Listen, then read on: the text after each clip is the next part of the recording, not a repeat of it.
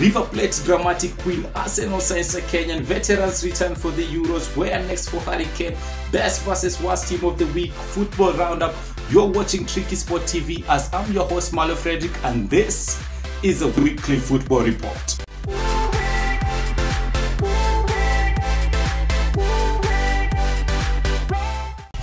First up, and River Plate were forced to play their veteran midfielder Enzo Perez in the goalpost in a Copa Libertadores match against Colombia's Independiente Santa Fe. And guess what? They won 2-1. Now, Copa Libertadores in South America is equivalent to the Champions League. So, let me tell you why they had to use a midfielder between the sticks. Going into that game, 20 River Plate players tested positive for COVID-19, while others were ruled out due to injuries. So they only had 11 players available for selection. I mean, no substitute. Among the absentees were all their 4 goalkeepers. They requested CONMEBOL to allow them to register their 5th and 6th choice goalkeeper, but the football governing body in South America declined. Now, CONMEBOL is equivalent to CAF or UEFA in Africa and Europe respectively. Despite all of that, River Plate went ahead through Fabrizio before Julian Alvarez extended the lead 3 minutes later.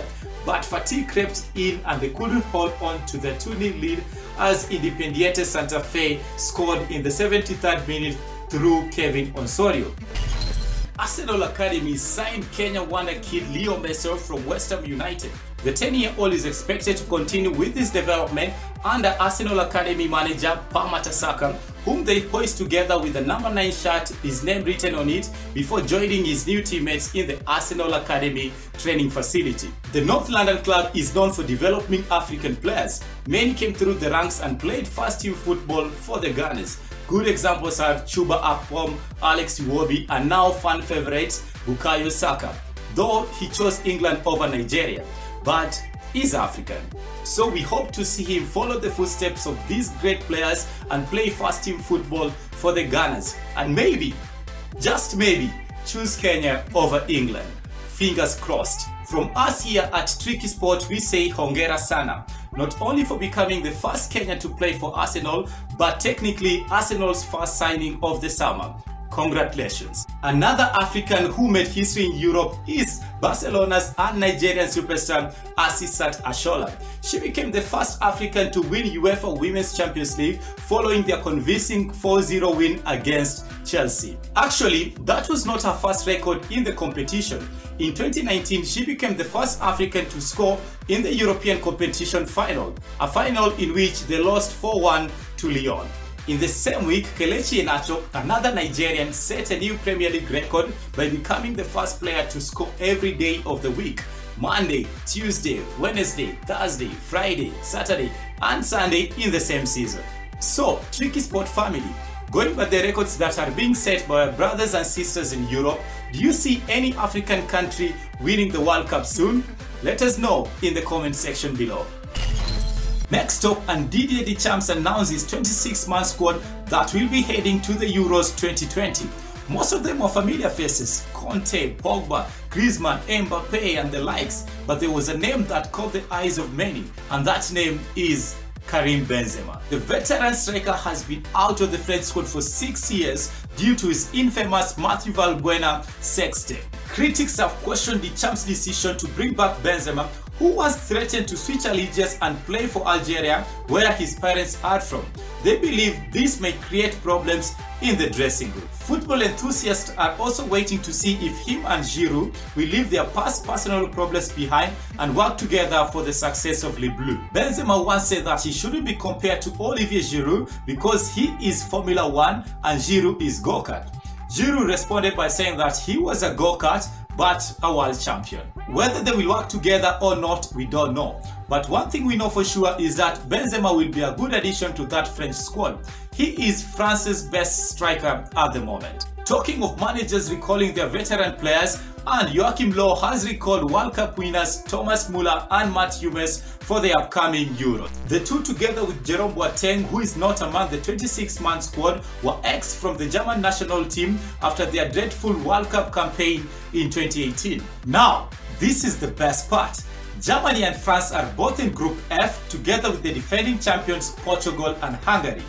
Germany's first game is against France, who are the current world champions. France, current world champions. Germany, former world champions. And Portugal, who are the current European champions. This is the group of death, people. This is the group of death. Could this be the reason why the two teams had to recall their veteran players? Let us know in the comment section below. Next up, and Harry Kane told Spurs that he wants to leave the club. It is believed that his ambition for major trophies is the main factor why he wants out. For me personally, I think Harry Kane has served his due at Tottenham. He's been very faithful, but I think it's time to move on. I mean, I don't see Spurs winning trophies anytime soon, but it's football. Anything can happen. So, what are the possible clubs Kane could go to if Tottenham gives him the green light? Manchester United, Chelsea and Man City have all contacted his representatives, but which club has the best odds to get him? Let's start with Chelsea. This, I don't see it happening. I mean, both teams are from London, they're rival clubs, and Kane is too loyal to do that, so not happening for me.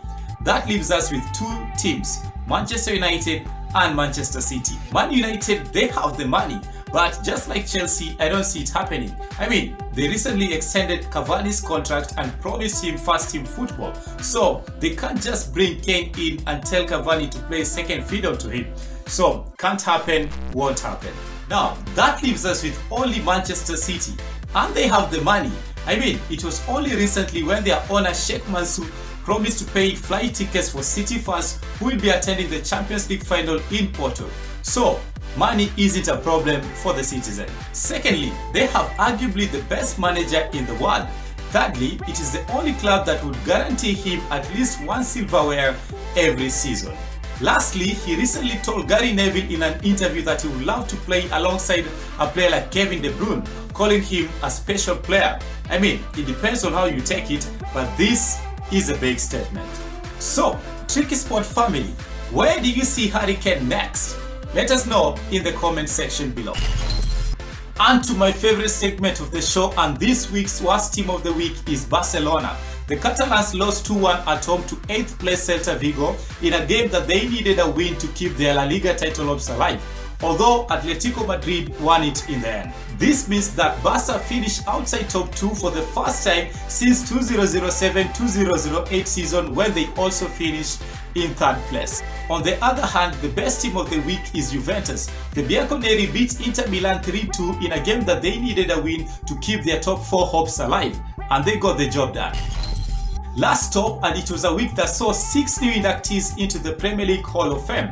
The 6 who joined Alan Shearer and Thierry Henry are Eric Cantona, Roy Keane, Frank Lampard, Dennis Bergkamp, Steven Gerrard and Dennis Beckham. It was also a week that saw Juventus and PSG win Coppa Italia and French Cup respectively.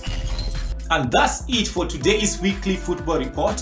Follow me on Twitter at Marlo Frederick, like the video and subscribe to our channel if you haven't already. I will leave you with Tricky Sports prediction for the upcoming games and transfer rumors. Thank you very much and bye bye for now.